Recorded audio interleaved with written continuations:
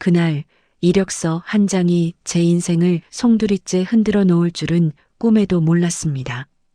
25년 전 사고로 잃었다고 믿었던 아들과 똑같은 이름, 똑같은 생년월일이 그 종이 위에 또렷하게 적혀 있었거든요. 손이 떨려 이력서를 제대로 잡을 수조차 없었죠. 이건 우연일까요? 아니면 하늘이 제게 주신 마지막 기회일까요? 오늘따라 유난히 손이 떨렸습니다. 아마도 환절기 날씨 탓이겠지 하고 스스로를 다독이며 회의실 문을 열었죠.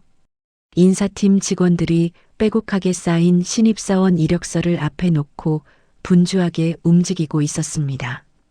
은퇴까지 2년밖에 남지 않은 제가 이런 자리에 나올 필요는 없었지만 요즘 젊은 친구들이 어떤 생각으로 회사 문을 두드리는지 궁금했거든요. 사연 시작 전 구독과 좋아요를 눌러주시고 어디서 듣고 계신지 댓글 남겨주시면 그곳에 행복과 웃음이 가득하기를 바라겠습니다. 30년 넘게 이 회사를 키워왔습니다. 작은 무역회사로 시작해서 지금은 업계에서 손꼽히는 대기업으로 성장했죠.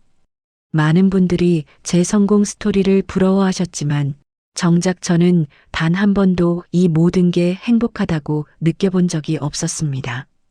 밤늦게 빈 사무실에 혼자 남아 서류를 검토할 때마다 문득 이런 생각이 들곤 했거든요. 내가 대체 누굴 위해 이렇게 살고 있는 걸까? 인사팀 김 과장이 이력서 몇 장을 골라 제 앞에 놓았습니다. 우수한 지원자들이라며 한 명씩 설명을 시작했고 저는 고개를 끄덕이며 듣는 척했죠. 솔직히 말하면 별 관심이 없었습니다. 어차피 인사팀에서 알아서 잘 뽑을 테니까요.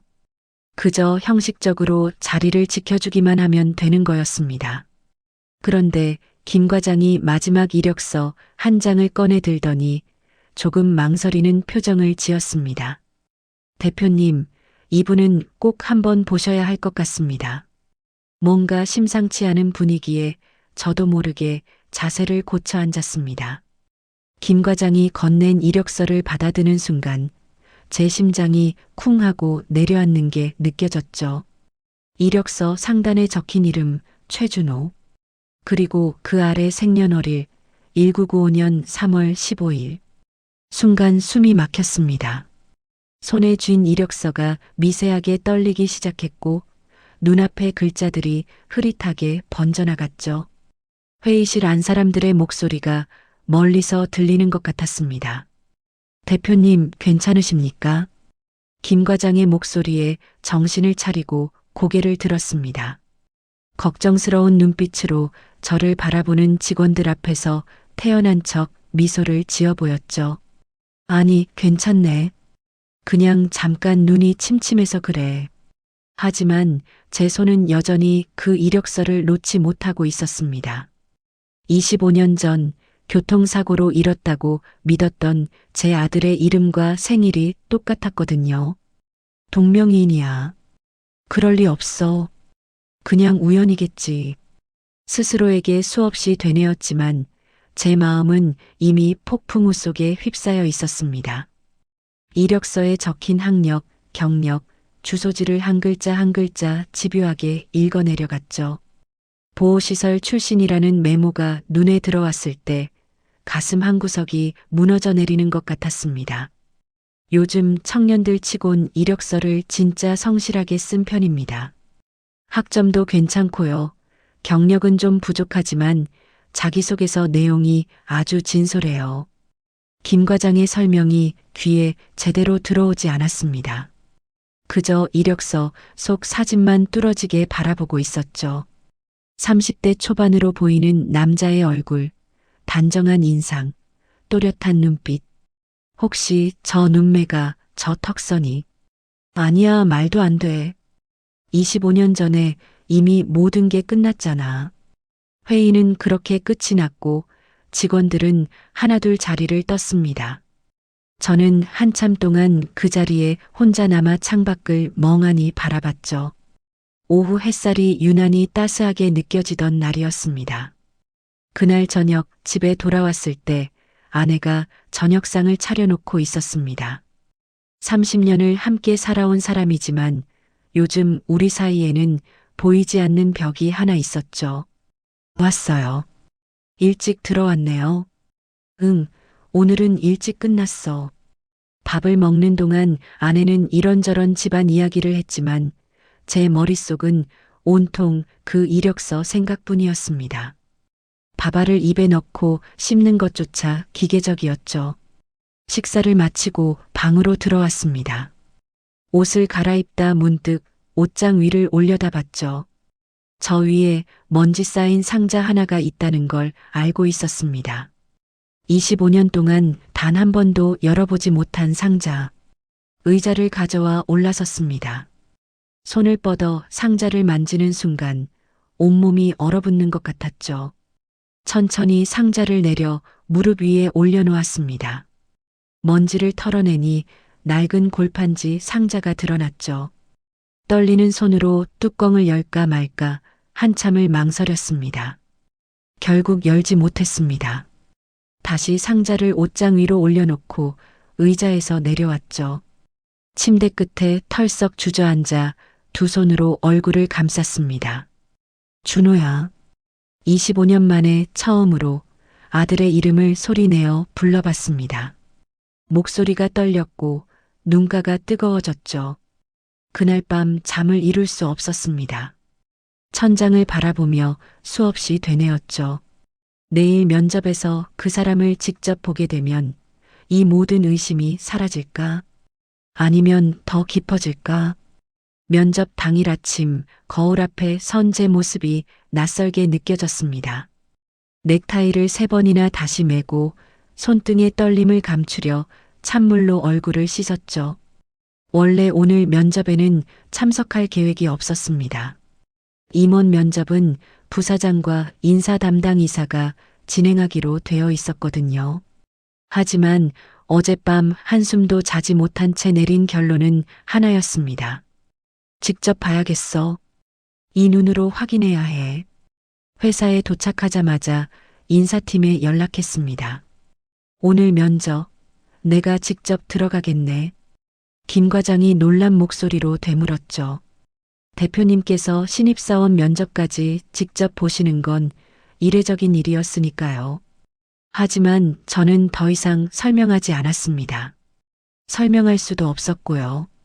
면접 시작 10분 전 회의실 앞 복도를 서성이고 있었습니다. 손에 든 생수병을 몇 모금 마셨지만 목은 여전히 바짝 말라 있었죠. 넥타이가 목을 조이는 것 같아 손가락으로 살짝 느슨하게 풀었습니다. 회의실 문을 열고 들어갔습니다. 이미 부사장과 인사 담당 이사, 그리고 김 과장이 자리에 앉아 있었죠.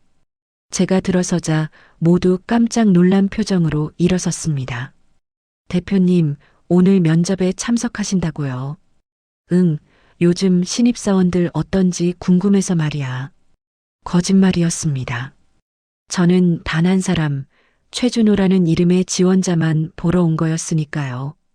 자리에 앉았습니다. 손을 무릎 위에 올려놓았지만 떨림이 멈추지 않았죠. 주먹을 꽉 쥐어봤지만 소용없었습니다. 첫 번째, 두 번째 지원자가 들어왔습니다. 질문하고 대답을 듣는 동안에도 제 귀에는 아무것도 들어오지 않았죠. 그저 시계만 자꾸 쳐다봤습니다. 최준호 지원자는 4번째 순서였거든요. 3번째 지원자가 나가고 잠깐의 정적이 흘렀습니다. 김 과장이 면접 평가표를 정리하면서 말했죠. 다음이 어제 대표님께서 보신 그 지원자입니다. 심장이 미친 듯이 뛰기 시작했습니다. 가슴을 손으로 눌러봤지만 두근거림은 더 심해졌죠. 다음 지원자 들어오세요. 문이 천천히 열렸습니다. 그리고 그가 들어왔습니다. 키는 175cm쯤 되어 보였고 단정한 검은색 정장을 입고 있었습니다. 머리는 짧게 깎았고 걸음걸이는 조심스러우면서도 당당했죠. 하지만 제 눈에 들어온 건 그런 것들이 아니었습니다. 턱선, 눈매, 그리고 입꼬리. 숨이 멎는 줄 알았습니다. 25년 전 제품에 안겨 있던 아기의 얼굴이 어른이 되어 제 앞에 서 있었습니다. 사진 속에서만 보던 그 모습이 살아 움직이고 있었죠. 안녕하십니까? 지원자 최준호입니다. 목소리까지 들으니 더 이상 참을 수 없었습니다. 입술을 깨물어 감정을 억눌렀죠. 부사장이 이상한 눈빛으로 저를 쳐다보는 게 느껴졌습니다. 앉으시죠. 준호가 의자에 앉았습니다. 긴장한 듯 손을 무릎 위에 가지런히 모았고 등은 곧게 펴고 있었죠. 그 모습이 어쩐지 애틋하게 느껴졌습니다. 자기소개 부탁합니다. 부사장이 첫 질문을 던졌고 준호가 차분하게 대답하기 시작했습니다. 학교 생활, 경력, 지원 동기를 이야기하는 동안 저는 그저 그의 얼굴만 바라보고 있었죠. 웃을 때 살짝 올라가는 입꼬리, 말할 때 미세하게 움직이는 눈썹, 긴장하면 목을 가볍게 가다듬는 습관. 모든 게 낯설면서도 이상하게 익숙했습니다. 대표님, 질문 있으신가요? 부사장의 말에 정신을 차렸습니다. 준호가 저를 바라보고 있었죠. 그 눈빛이 순간 흔들리는 게 보였습니다. 마치 저를 어디선가 본 것 같다는 표정이었죠. 준호 씨는 어디서 자랐나요? 형식적인 질문이 아니었습니다. 진심으로 알고 싶었거든요. 서울에서 자랐습니다. 가족은 어떻게 되시죠? 준호의 표정이 순간 굳었습니다. 잠시 침묵이 흐른 뒤 조심스럽게 입을 열었죠. 가족은 없습니다. 어릴 때부터 혼자 자랐습니다. 그 말 한마디에 가슴이 무너져 내렸습니다. 주먹을 더욱 세게 쥐었죠. 혼자요. 네, 보호시설에서 자랐고 성인이 되어 독립했습니다. 인사 담당 이사가 난처한 표정으로 저를 쳐다봤습니다. 너무 사적인 질문을 하고 있다는 눈빛이었죠. 하지만 멈출 수 없었습니다. 어린 시절 기억은 많이 나나요? 준호가 고개를 살짝 갸우뚱했습니다. 왜 이런 질문을 하는지 의아해하는 표정이었죠. 솔직히 많이 기억나지는 않습니다. 제가 어렸을 때는 좀 복잡해서요. 복잡하다는 게 무슨 뜻인가요? 준호가 잠시 망설였습니다. 손가락으로 무릎을 톡톡 두드리며 대답을 고르는 것 같았죠.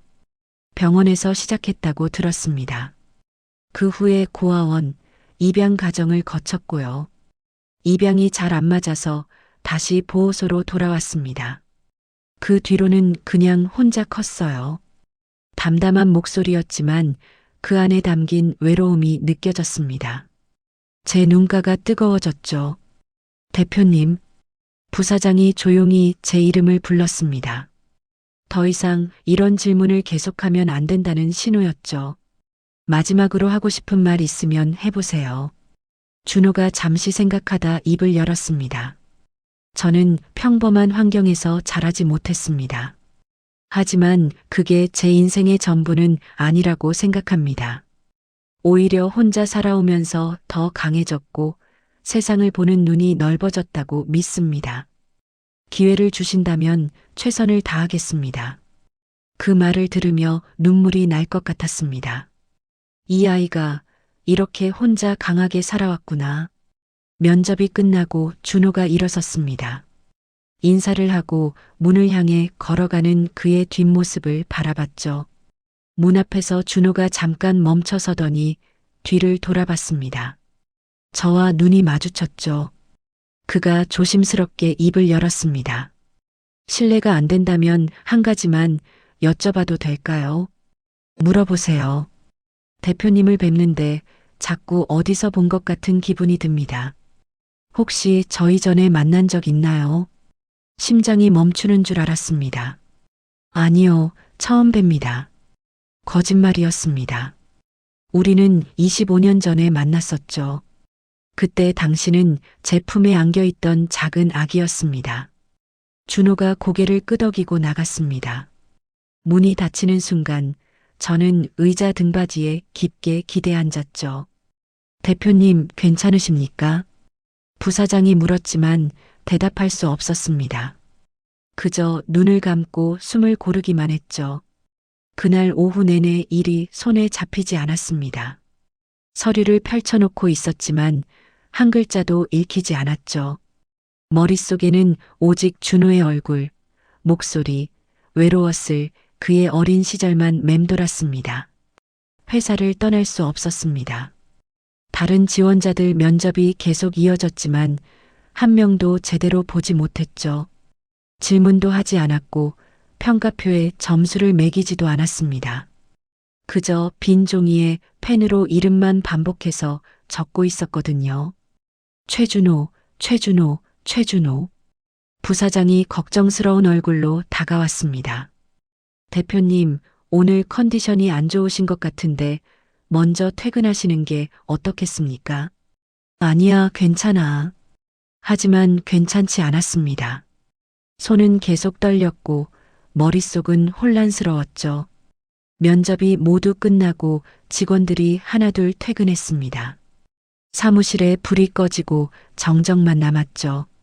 저는 혼자 남아 컴퓨터 앞에 앉았습니다. 손가락이 마우스 위에서 멈췄습니다. 인사팀 서버에 접속하면 준호의 상세한 인사 서류를 볼 수 있다는 걸 알고 있었죠. 하지만 그건 명백한 규정 위반이었습니다. 대표인 제가 개인정보를 무단으로 열람한다는 건 있을 수 없는 일이었거든요. 손이 떨렸습니다. 양심과 절박함 사이에서 한참을 고민했죠. 결국 마우스를 클릭했습니다. 인사 서류가 화면에 떠올랐습니다. 사진, 기본 인적사항, 학력, 경력이 차례로 나타났죠.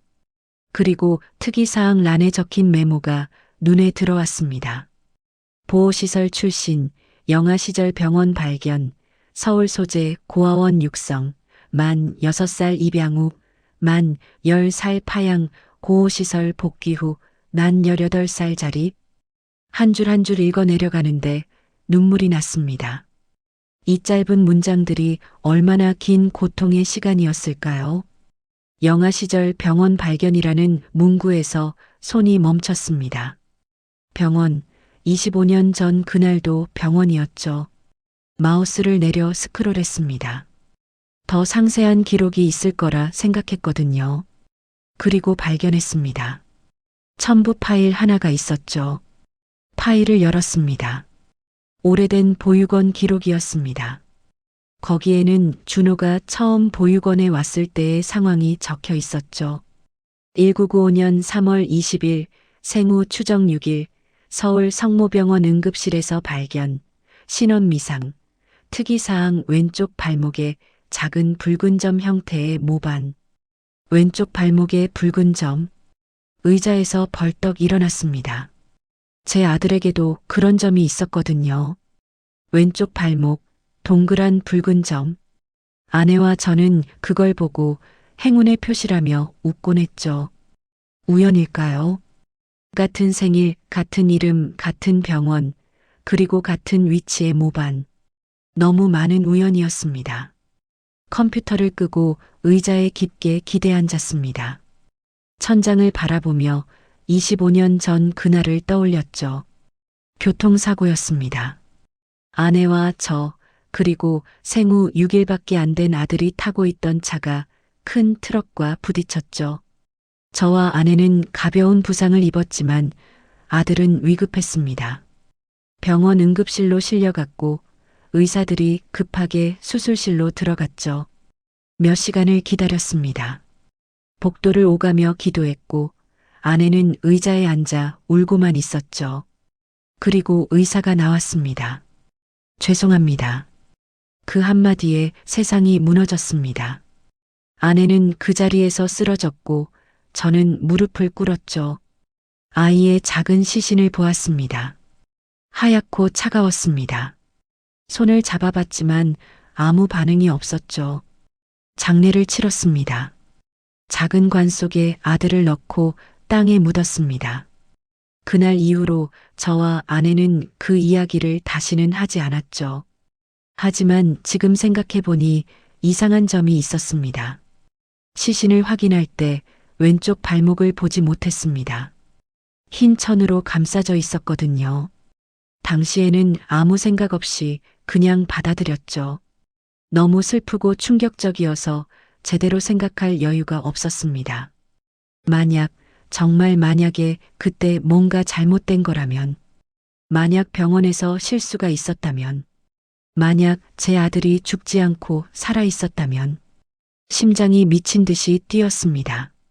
책상 서랍을 열어 오래된 서류 봉투를 꺼냈죠. 25년 동안 한 번도 열어보지 않았던 봉투였습니다.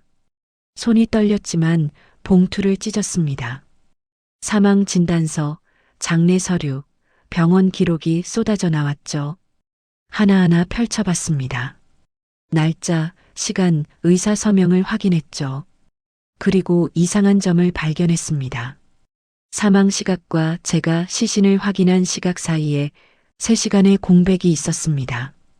왜 3시간이나 걸렸을까요? 당시에는 몰랐지만 지금 생각해보니 이상했습니다. 휴대폰을 꺼내 인터넷을 검색했습니다. 1995년 서울 성모병원 사고라고 입력했죠. 기사가 하나 떴습니다. 1995년 3월 성모병원 신생아실 화재 사고. 당시 혼란 속에서 일부 신생아의 신원이 뒤바뀐 의혹 제기. 하지만 병원 측은 전면 부인. 기사를 읽는데 손이 떨렸습니다. 제 아들이 사망했다는 그날 같은 병원에서 화재가 있었다는 걸 처음 알았죠. 뭔가 잘못됐구나. 그날 병원에서 큰 실수가 있었던 거야. 더 이상 앉아 있을 수 없었습니다.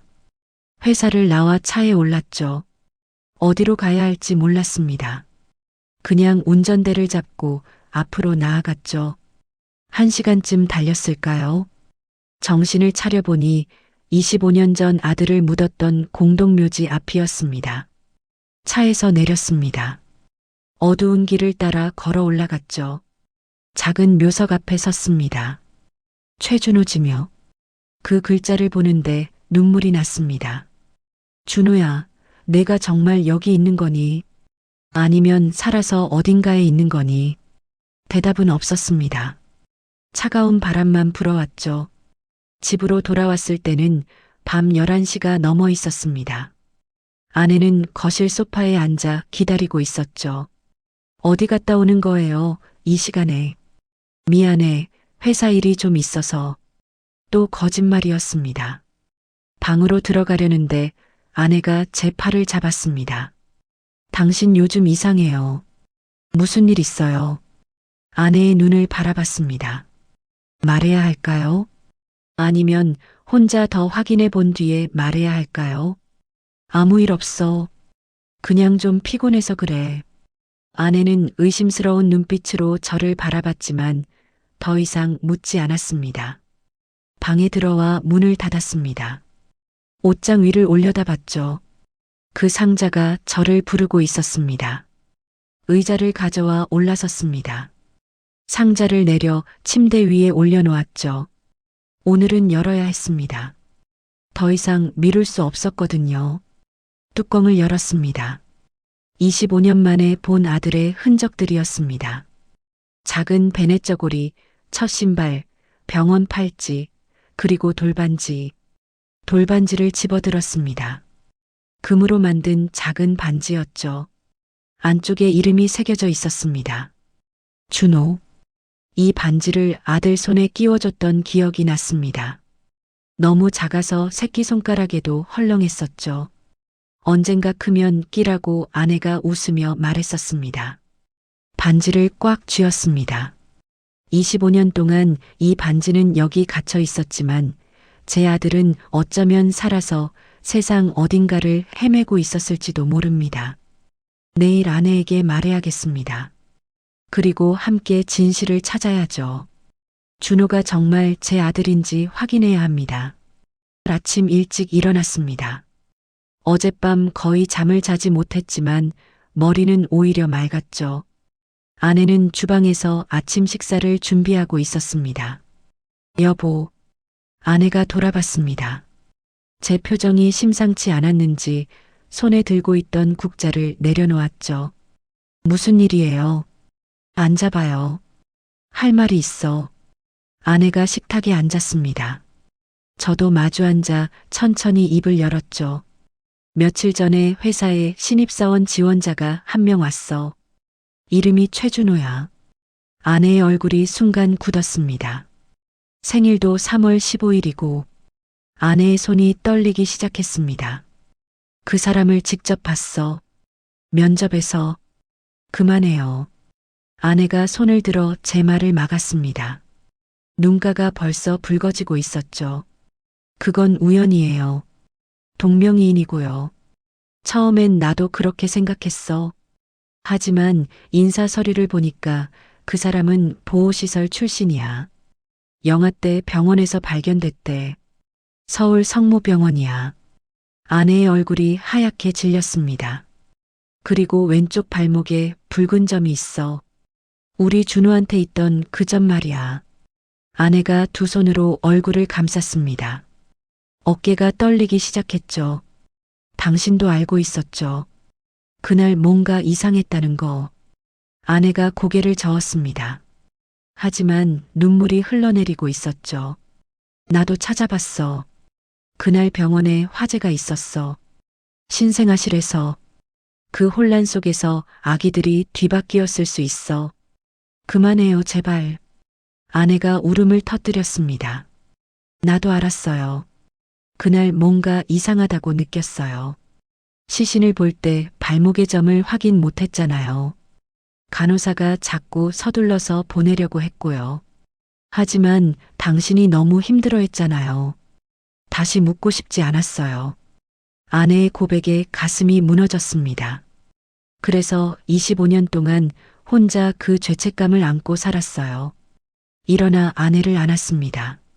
아내는 제 품에서 한참을 울었죠. 미안해. 내가 더 제대로 확인했어야 했는데. 우리 둘 다 잘못이에요.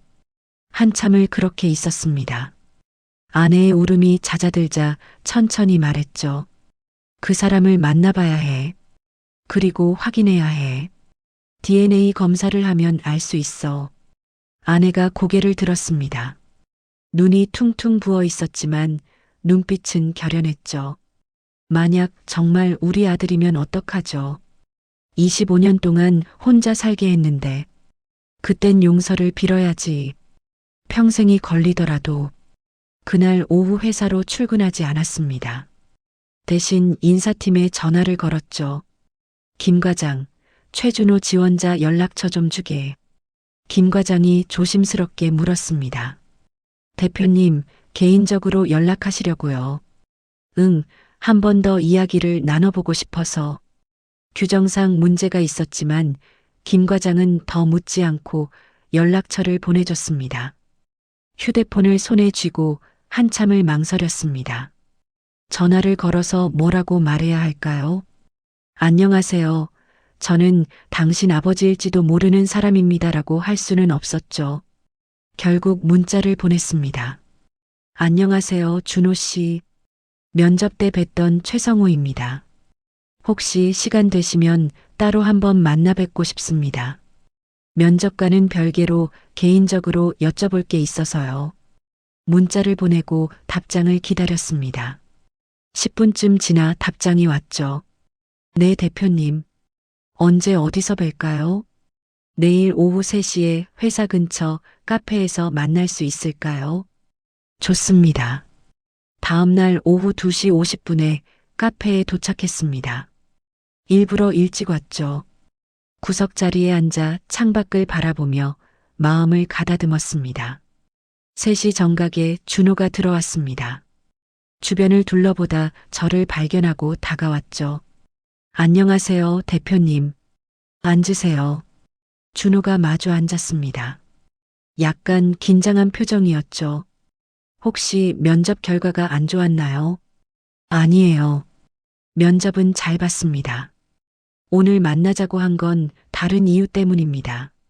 준호가 고개를 갸우뚱했습니다. 커피를 주문하고 한참 말을 꺼내지 못했습니다. 어디서부터 어떻게 시작해야 할지 몰랐거든요. 준호 씨 이력서를 보니까 보호시설 출신이라고 되어 있더군요. 네, 맞습니다. 어린 시절 기억이 어느 정도 나나요? 준호가 잠시 생각하더니 천천히 말했습니다. 솔직히 많이 기억나지는 않아요. 병원에서 시작했다고만 들었고요. 고아원에서 자랐고 만 6살 때 입양됐어요. 근데 잘 안 맞아서 만 10살 때 다시 보호소로 돌아왔죠. 입양 가정은 왜 안 맞았나요? 준호의 표정이 어두워졌습니다. 잘 모르겠어요. 양부모님이 저한테 관심이 없으셨던 것 같아요. 처음엔 좋았는데 시간이 지날수록 저를 귀찮아하셨죠. 결국 다시 보냈어요. 그 이후로는요. 보호시설에서 만 18살까지 있다가 자립했어요. 아르바이트 하면서 검정고시 보고 대학도 장학금 받아서 다녔어요. 이야기를 들으며 눈물이 날 것 같았습니다. 혼자서 이렇게 힘들게 살아왔구나. 부모님에 대해서는 들어본 적 없나요?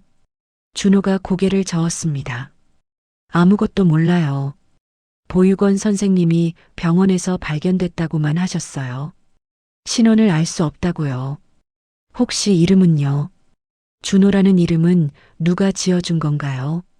준호가 잠시 생각했습니다. 정확히는 모르겠는데 어릴 때 한 선생님이 그러셨어요. 내가 처음 왔을 때 메모가 하나 있었는데 거기에 호자가 들어간다고 적혀 있었대요. 그래서 준호라고 이름을 지었다고 하셨어요. 심장이 쿵 내려앉았습니다. 호자가 들어간다는 메모. 제가 아들 이름을 지을 때 호자를 넣고 싶다고 아내에게 말했었죠. 주머니에서 작은 상자를 꺼냈습니다. 어젯밤 가져온 돌반지가 들어 있었죠. 이거 좀 봐주시겠어요? 상자를 열어 반지를 꺼냈습니다. 준호가 의아한 표정으로 바라봤죠. 이게 뭔데요? 제 아들 돌반지예요. 25년 전에 만든 거죠. 준호의 표정이 조금씩 변하기 시작했습니다. 근데 왜 이걸 저한테 보여주시는 거죠?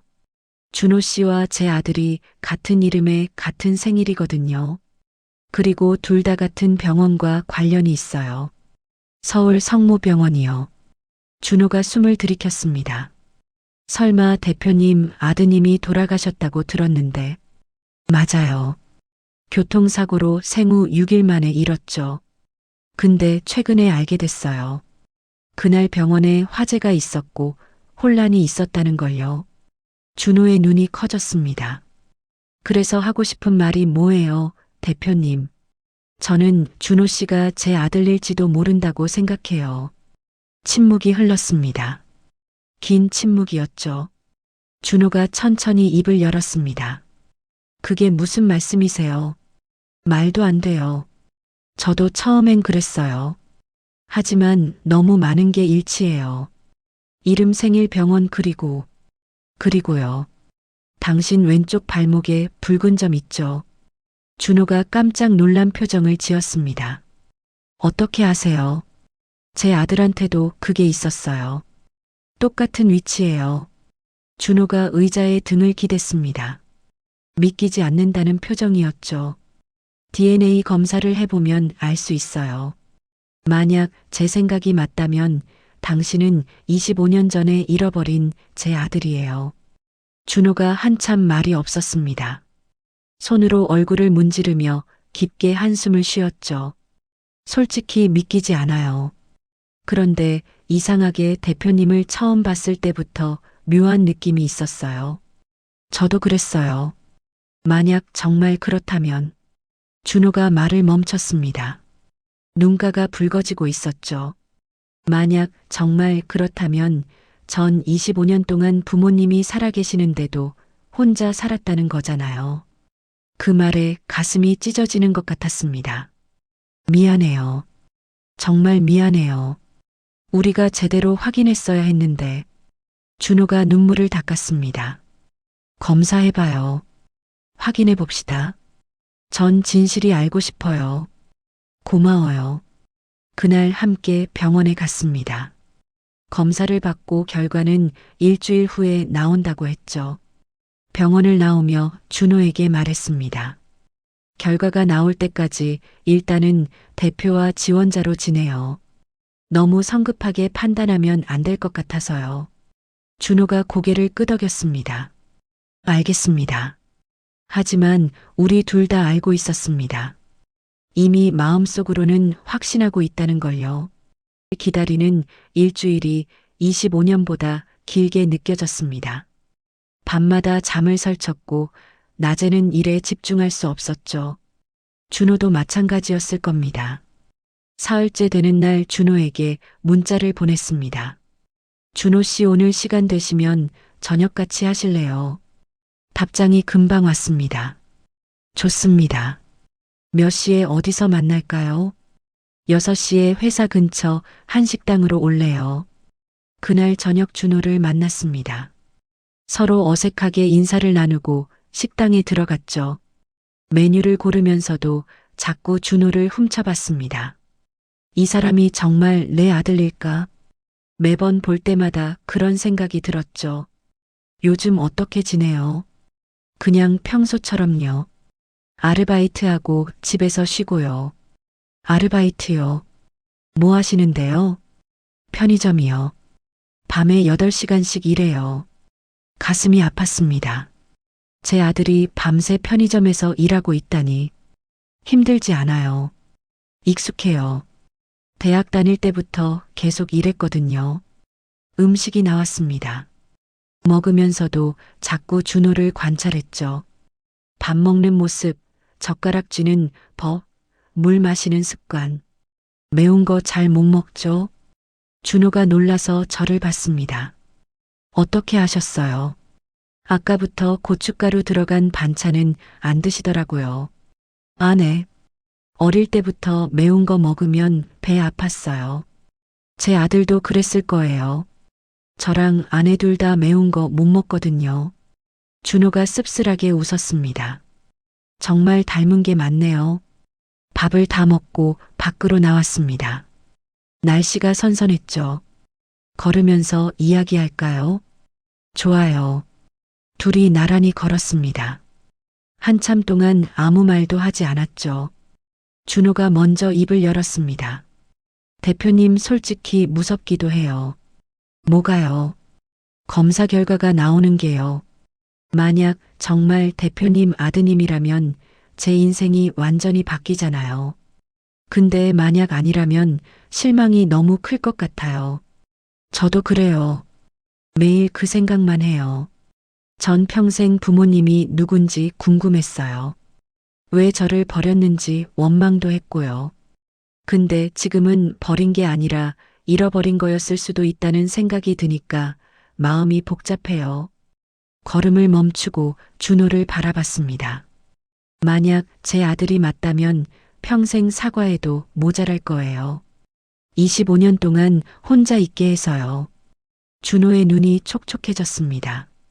대표님 잘못은 아니잖아요. 몰랐던 거니까요. 그래도 부모로서 책임이 있죠. 그날 이후로 자주 만났습니다. 이틀에 한 번씩은 밥을 같이 먹었고 주말에는 함께 산책도 했죠. 검사 결과를 기다리는 동안 천천히 서로를 알아가고 있었습니다. 어느 날 저녁 준호와 한강을 걸었습니다. 해가 지고 있었죠. 대표님은 어떤 아버지가 되고 싶으세요? 갑작스러운 질문에 잠시 멈칫했습니다. 글쎄요. 전 아버지 노릇을 해본 적이 없어서 잘 모르겠어요. 그냥 옆에 있어주는 아버지요. 힘들 때 기댈 수 있는요. 좋은 아버지시겠네요. 아직 아버지가 된 건 아니에요. 곧 결과 나오잖아요. 그러게요. 해가 완전히 지고 어둠이 내렸습니다. 강물에 불빛이 반사되고 있었죠. 대표님, 응. 만약 제가 정말 아드님이 맞다면 앞으로 어떻게 하고 싶으세요? 함께 살았으면 좋겠어요. 우리 집에서요. 25년 놓친 시간을 조금이라도 되찾고 싶어요. 준호가 고개를 끄덕였습니다. 그 모습이 어린아이처럼 보였죠. 일주일이 지났습니다. 결과가 나오는 날이었죠. 병원에 함께 갔습니다. 아내도 함께였습니다. 처음으로 셋이 만난 자리였죠. 아내는 준호를 보자마자 눈물을 흘렸습니다. 준호도 눈가가 붉어졌고요. 대기실에 앉아 기다렸습니다. 아무도 말을 하지 않았죠. 손만 떨리고 있었습니다. 최성우님, 간호사가 이름을 불렀습니다. 일어나 진료실로 들어갔죠. 의사가 봉투를 건넸습니다. 결과 나왔습니다. 손이 떨려 봉투를 제대로 잡을 수 없었습니다. 아내가 제 손을 잡아줬죠. 봉투를 열었습니다. 서류를 꺼내 펼쳤습니다. 첫 줄을 읽었습니다. 친자 확률 99.99%. 봉투가 손에서 떨어졌습니다. 아내가 주저앉았고 준호는 의자를 붙잡았죠. 의사가 말했습니다. 축하합니다. 부자지간이 확실합니다. 세상이 멈춘 것 같았습니다. 25년 만에 아들을 찾았습니다. 병원을 나왔습니다. 세 사람 모두 멍한 표정이었죠. 주차장에 섰습니다. 한참 동안 아무 말도 하지 못했습니다. 그때 제가 먼저 입을 열었습니다. 준호야. 평생 연습해온 것처럼 그러나 처음으로 이름을 불렀습니다. 준호의 어깨가 떨렸습니다. 아빠가 미안하다. 정말 미안해. 준호가 천천히 고개를 돌렸습니다. 눈물이 볼을 타고 흘러내리고 있었죠. 대표님 아니. 준호가 말을 멈췄습니다. 한참을 망설이다 천천히 입을 열었죠. 아버지. 그 한마디에 25년의 시간이 한순간에 녹아내렸습니다. 아내가 달려가 준호를 안았습니다. 저도 다가가 둘을 안았죠. 주차장 한 구석에서 세 사람은 한참을 울었습니다. 지나가는 사람들이 쳐다봤지만 신경 쓰지 않았죠. 25년 만에 우리 가족이 다시 만났습니다. 데려오는 날이었습니다. 아내는 아침부터 정신없이 준비를 했죠. 청소하고 요리하고 준호 방을 꾸몄습니다. 저도 회사에 출근하지 않았습니다. 오늘은 아들을 맞이하는 날이니까요.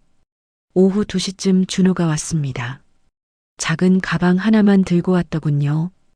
25년 인생의 짐이 고작 가방 하나라니 가슴이 아팠습니다. 어서 와. 이제 여기가 내 집이야. 준호가 현관을 들어서며 주변을 둘러봤습니다. 신기한 듯 눈을 반짝였죠. 내 방이야. 마음에 들었으면 좋겠구나.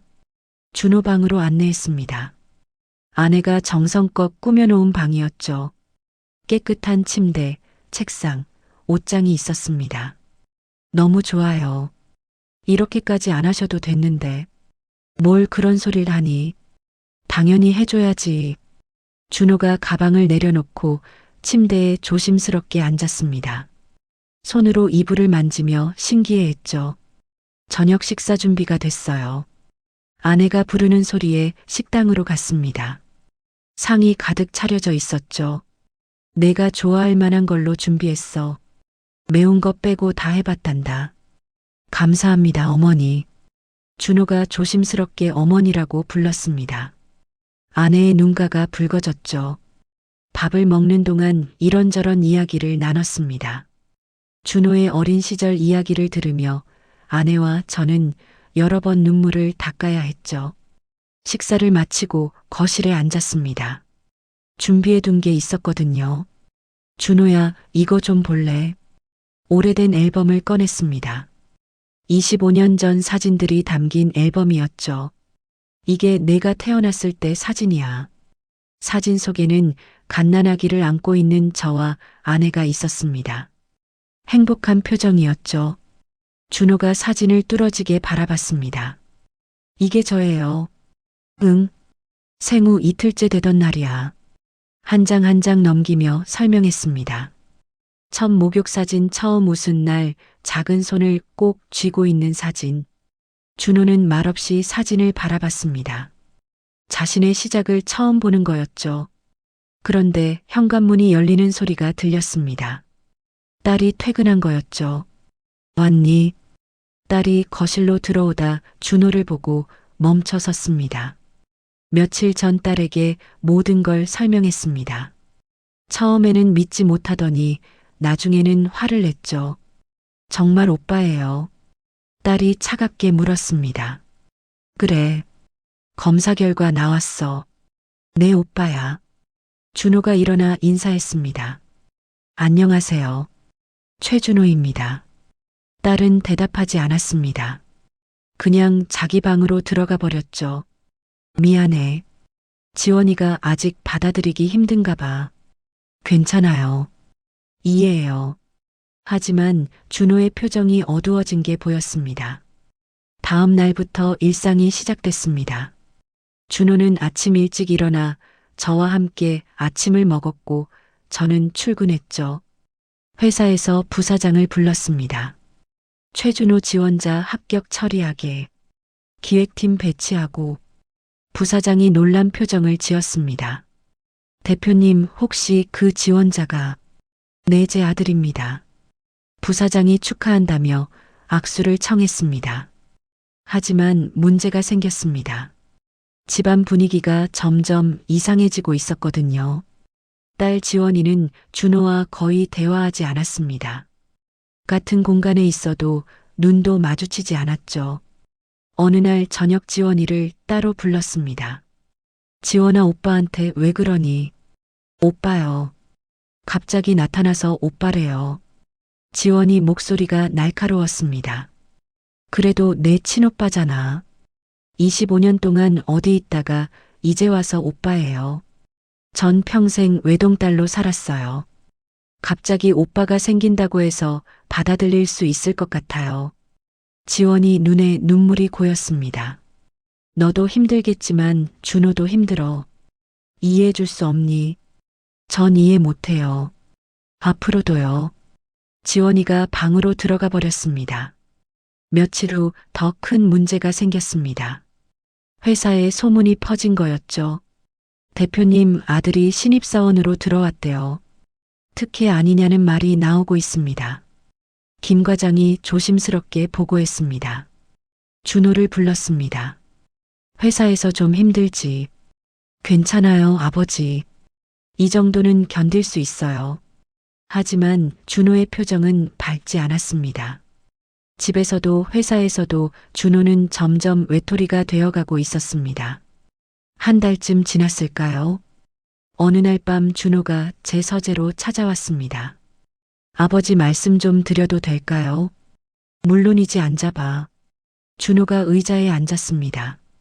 한참 말을 꺼내지 못하더니 천천히 입을 열었죠. 제가 여기 있는 게 맞는 건지 모르겠어요. 무슨 소리니? 회사에서도 집에서도 전 이방인 같아요. 지원이 누나는 저를 싫어하고 어머니는 미안해하시고 아버지는 너무 애쓰시고 그런 게 아니야. 맞아요. 전 갑자기 나타나서 이 가족을 불편하게 만들고 있어요. 준호야. 차라리 제가 없었으면 모두 편했을 거예요. 그 말에 화가 났습니다. 그런 말 하지 마. 내가 돌아온 건 기적이야. 25년 만에 찾은 아들인데 왜 그런 생각을 하니? 하지만 아버지 전 25년 동안 혼자 살았어요. 가족이 뭔지 잘 몰라요. 어떻게 해야 하는지도 모르겠어요. 준호의 목소리가 떨렸습니다. 천천히 배워가면 돼. 우리도 서툴러. 하지만 함께라면 할 수 있어. 준호가 고개를 숙였습니다. 시간을 줄게. 서두르지 말자. 며칠 후 더 큰 일이 터졌습니다. 친척들이 알게 된 거였죠. 형님, 그게 정말입니까? 조카가 살아 있었다고요. 동생이 전화를 걸어왔습니다. 응. DNA 검사까지 했어. 세상에 그런 일이. 근데 형님, 그 아이가 정말 조카가 맞는지 확실합니까? 요즘 사기꾼들 많다던데요. 확실해. 검사 결과가 나왔다니까. 하지만 조심하셔야 합니다. 혹시 재산 노리고 접근한 건 아닌지. 그런 거 아니야. 전화를 끊었지만 기분이 나빴습니다. 주말에 친척 모임이 있었습니다. 준호도 데려갔죠. 모두들 준호를 신기한 눈으로 쳐다봤습니다. 어떤 사람은 반겼지만 어떤 사람은 의심의 눈초리를 보냈죠. 조카 맞아요. 근데 25년 만에 갑자기 나타나니까 좀 그렇네요. 삼촌이 대놓고 말했습니다. 무슨 소리야? 이 아이 잘못이 아니잖아. 그래도 형님, 재산 문제도 있고 하니까 조심하셔야죠. 화가 치밀었습니다. 다시는 그런 말 하지 마. 이 아이는 내 아들이야. 자리를 박차고 일어났습니다. 준호를 데리고 나왔죠. 차에 타자마자 준호가 말했습니다. 아버지, 제가 집만 되는 것 같아요. 아니야. 맞아요. 집안 사람들도 친척들도 저를 반기지 않아요. 차라리 제가. 준호야, 그만해. 목소리를 높였습니다. 내가 돌아온 건 기적이야. 누가 뭐래도 넌 내 아들이고 이 집 가족이야. 힘들어도 포기하지 마. 준호가 눈물을 흘렸습니다. 전 어떻게 해야 할지 모르겠어요. 함께 견디는 거야. 우리 함께. 하지만 상황은 나아지지 않았습니다. 오히려 더 악화됐죠. 집안 분위기는 더욱 냉랭해졌죠. 준호는 점점 말이 없어졌고 방에 틀어박혀 있는 시간이 늘어났습니다. 아내도 힘들어했습니다. 딸과 아들 사이에서 어쩔 줄 몰라 했죠. 저도 마찬가지였습니다. 회사에서는 준호에 대한 안 좋은 소문이 계속 돌았고 집에서는 가족 간 갈등이 깊어졌습니다. 그러던 어느 날 밤이었습니다. 준호 방에 불이 꺼져 있었습니다. 이상하다 싶어 문을 두드렸죠. 준호야, 자니? 대답이 없었습니다. 문을 열었습니다. 방이 텅 비어 있었습니다. 침대는 깨끗하게 정돈되어 있었고 책상 위에는 편지 한 장이 놓여 있었죠. 편지를 집어들었습니다.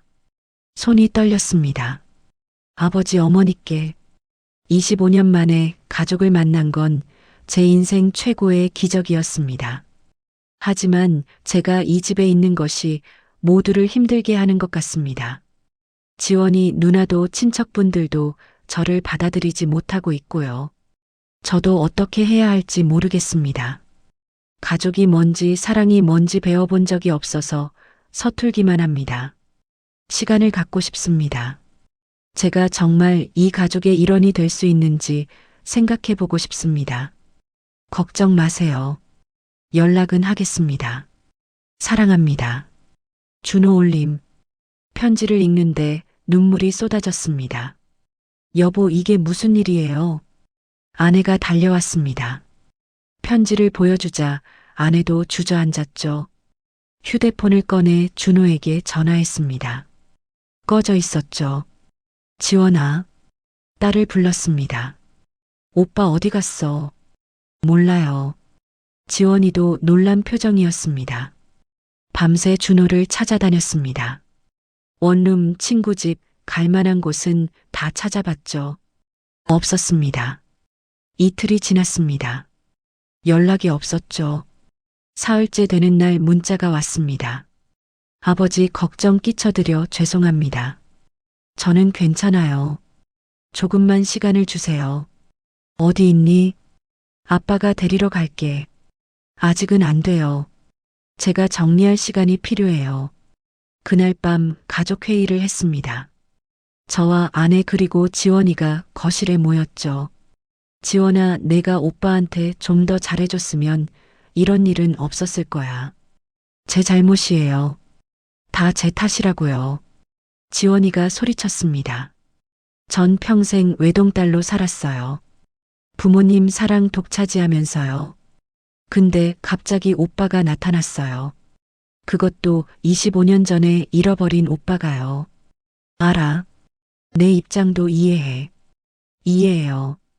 근데 받아들일 수가 없었어요. 오빠가 불쌍한 건 알아요. 혼자 고생하면서 컸잖아요. 근데 전 질투가 났어요. 지원이가 울기 시작했습니다. 부모님이 오빠만 보는 것 같았어요. 저는 아무것도 아닌 것 같았고요. 그래서 오빠한테 차갑게 대했어요. 오빠 잘못이 아닌데. 아내가 지원이를 안았습니다. 우리가 내 마음을 몰라줬구나. 미안해. 이제야 알았습니다.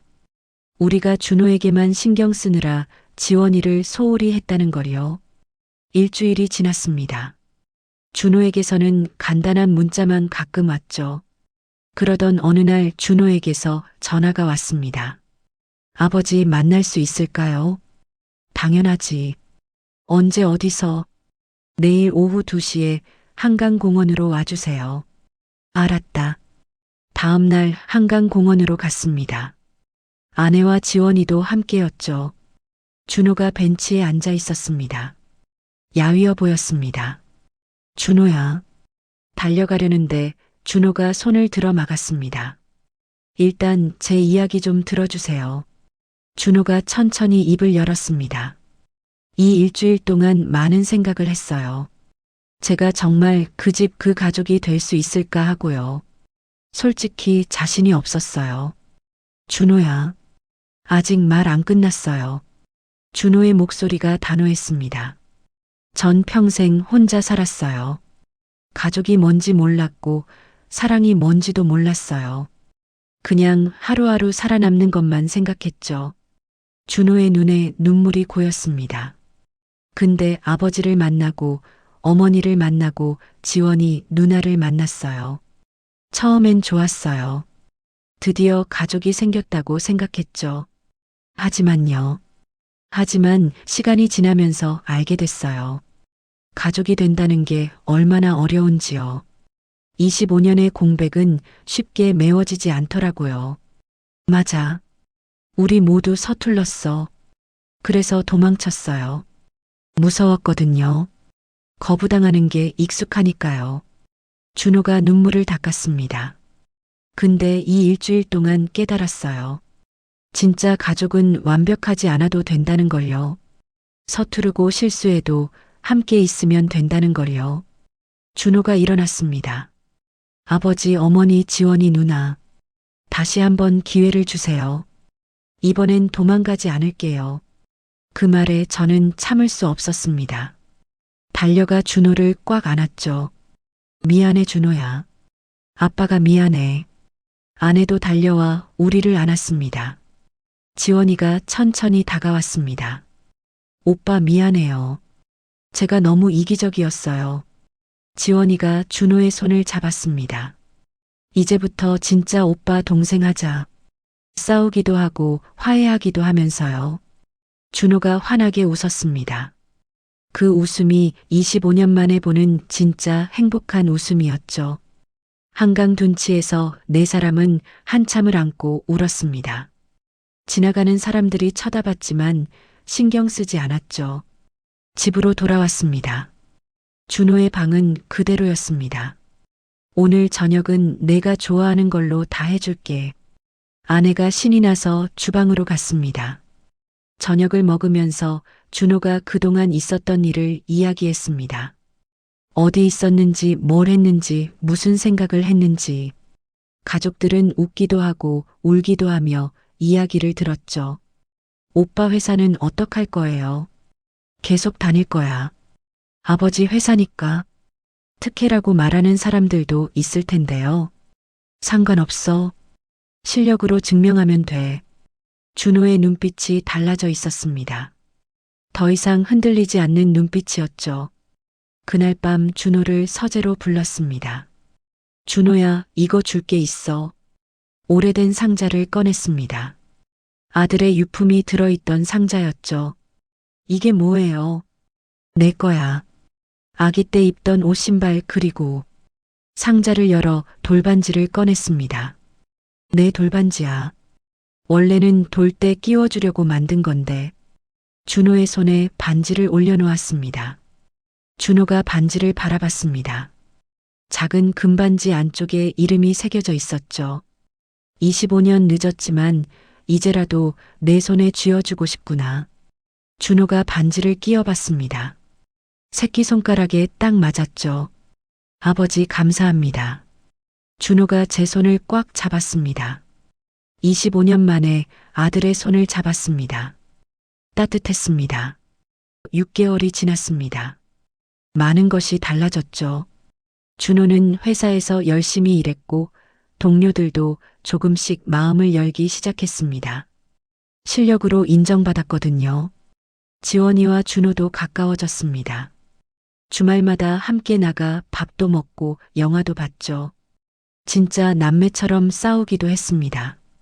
준호야, 화장실 물 좀 내리고 나와. 누나도 머리카락 좀 치우고 다녀요. 그런 사소한 다툼이 오히려 정겨웠습니다. 친척들도 조금씩 준호를 받아들이기 시작했습니다. 명절에 모였을 때 삼촌이 준호 어깨를 두드리며 말했죠. 조카, 이제 진짜 우리 가족 같네. 회사 일도 안정됐습니다. 제 은퇴 준비도 차근차근 진행되고 있었죠. 어느 날 준호를 사장실로 불렀습니다. 앉아봐. 무슨 일이세요, 아버지? 내년이면 내가 은퇴해. 알지? 네, 알아요. 회사를 누가 맡을지 고민 중이야. 준호가 긴장한 표정을 지었습니다. 아직 준호, 내가 맡기엔 이르고 당분간은 부사장이 맡을 거야. 근데 그 후엔 내가 이어받았으면 해. 저요. 전 아직 경험도 부족한데요. 시간을 두고 배워. 넌 할 수 있어. 준호가 고개를 숙였습니다. 부담 갖지 마. 천천히 준비하면 돼. 감사합니다, 아버지. 열심히 배우겠습니다. 어느 주말이었습니다. 가족 모두 함께 외출을 했죠. 아버지, 어디 가는 거예요? 따라와 봐. 차를 몰고 1시간쯤 달렸습니다.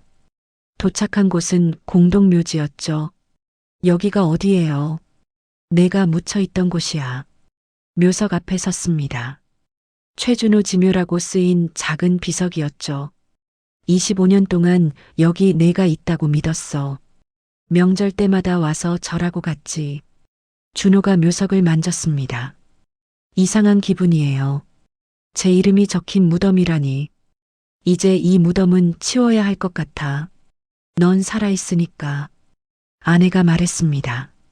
그렇게 하죠. 대신 다른 곳에 작은 표지석을 세우면 어떨까요? 우리가 다시 만난 걸 기념해서요. 좋은 생각이에요, 어머니. 그날 내 식구는 묘 앞에서 한참을 서 있었습니다. 25년의 아픔을 추모하고 새로운 시작을 다짐하면서요. 며칠 후 특별한 날이 찾아왔습니다. 준호의 생일이었죠. 3월 15일 준호가 31살이 되는 날이었습니다. 아내가 정성껏 준비했습니다. 미역국, 케이크, 준호가 좋아하는 음식들을 가득 차렸죠. 저녁이 되자 집에 사람들이 모이기 시작했습니다. 지원이는 물론이고 친한 친척들 그리고 회사 동료 몇 명도 왔죠. 준호가 퇴근하고 집에 들어섰습니다. 생일 축하해. 모두가 함께 외쳤습니다. 준호가 깜짝 놀라며 웃었죠. 몰랐어요. 이렇게 준비하신 줄. 당연하지. 우리 아들 생일인데. 촛불을 켰습니다. 31개의 촛불이 환하게 빛났죠. 소원 빌어. 준호가 눈을 감았습니다. 한참 동안 두 손을 모으고 있더니 천천히 촛불을 불었습니다. 무슨 소원 빌었어, 오빠? 비밀이야. 다 같이 웃으며 케이크를 나눠 먹었습니다. 저녁을 먹고 사람들이 하나둘 돌아갔습니다. 가족만 남았죠. 거실에 둘러앉아 이야기를 나눴습니다. 준호야, 올해로 우리가 다시 만난 지 1년이 되는구나. 벌써 1년이에요. 빨리 지나갔네요. 행복했니? 준호가 잠시 생각하더니 고개를 끄덕였습니다. 네. 평생 이렇게 행복한 적 없었어요. 앞으로 더 행복할 거야. 아내가 준호의 손을 잡았습니다. 우리도 행복해. 내가 돌아와줘서. 지원이도 한마디 거들었습니다. 오빠, 처음엔 미웠는데 이제는 없으면 안 될 것 같아요. 갑자기 왜 그래? 쑥스럽게. 준호가 웃으며 지원이 머리를 쓰다듬었습니다. 그날 밤 잠들기 전 준호 방에 들렀습니다. 아직 안 잤구나. 네. 오늘 너무 좋아서 잠이 안 와요. 침대 옆에 앉았습니다. 준호야, 아빠한테 고맙다. 제가 고맙죠. 저를 찾아주셔서요. 아니야. 내가 이 집에 와줘서 우리가 다시 가족이 됐어. 진짜 가족으로요. 준호가 제 손을 잡았습니다. 아버지, 저 정말 행복해요. 25년 동안 찾아 헤맸던 게 바로 이거였어요. 집이요. 눈물이 났습니다. 행복한 눈물이었죠. 그래, 여기가 내 집이야. 영원히. 내 아버지. 준호가 환하게 웃었습니다. 방을 나오며 돌아봤습니다. 준호가 침대에 누워 천장을 바라보며 웃고 있었죠. 거실로 돌아오니 아내가 소파에 앉아 있었습니다. 여보, 우리 잘하고 있는 거 맞죠? 그럼, 잘하고 있어.